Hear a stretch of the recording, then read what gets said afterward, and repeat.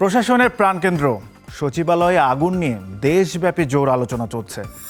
সচিবালয়ে আগুন নেভাতে গিয়ে রাস্তায় ট্রাক চাপায় নিহত হন ফায়ার ফাইটার সোহানুর জামান নয়ন। আগুন কাণ্ডে অভিনেতা আরশ খান এক চাঞ্চল্যকর বিবৃতি দিয়েছেন। বিস্তারিত জানব।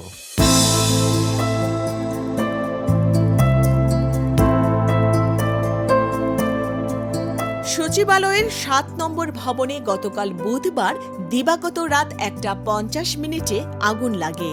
আগুন ছড়িয়ে পড়ার পর ফায়ার সার্ভিস ৬ ঘন্টারও বেশি সময় চেষ্টা চালিয়ে বৃহস্পতিবার সকাল ৮টার দিকে আগুন নিয়ন্ত্রণে আনে।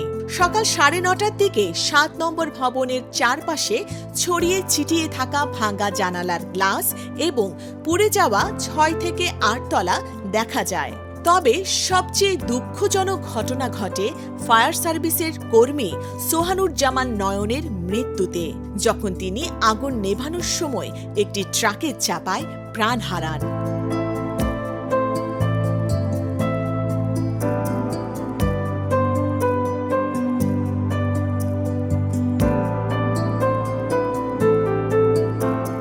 এই ঘটনা নিয়ে সামাজিক যোগাযোগ মাধ্যমে সরব হয়েছেন জনপ্রিয় অভিনেতা আরশ। তিনি তার ফেসবুক পেজে একটি পোস্ট করে সরকারের অবহেলা ও ফায়ার সার্ভিসের কাজের গতির উপর প্রশ্ন তুলেছেন।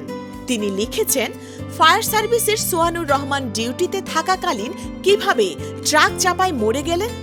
প্রশাসন কেন এত অবহেলা করল? কেন ক্রাইসিস মোমেন্টে রোড ব্লক করা হলো না? আগুন ধরার পর ফোর্স অ্যাক্টিভ হতে এত সময় কেন লাগালো? ভোরে সিরিয়াল ধরে গেটের সামনে দাঁড়িয়ে মিডিয়া কভারেজ কেন নেওয়া হচ্ছে? এখন কি বলবেন? নিজ চোখে ভুল দেখলাম? কি করবেন? ক্যারিয়ার খেয়ে দেবেন? দেন, আপনাদের ২ পয়সার ভয় করি না, ধিক্কার জানাই। আপনারা এখনো ঠিক হন নাই, যা দেখে গেলাম কোনোদিন ভুলব না। আরশ তার ক্ষোভ ও হতাশা প্রকাশ করেছেন প্রশাসনের নির্লিপ্ততা এবং সুষ্ঠু ব্যবস্থা গ্রহণের অভাব নিয়ে।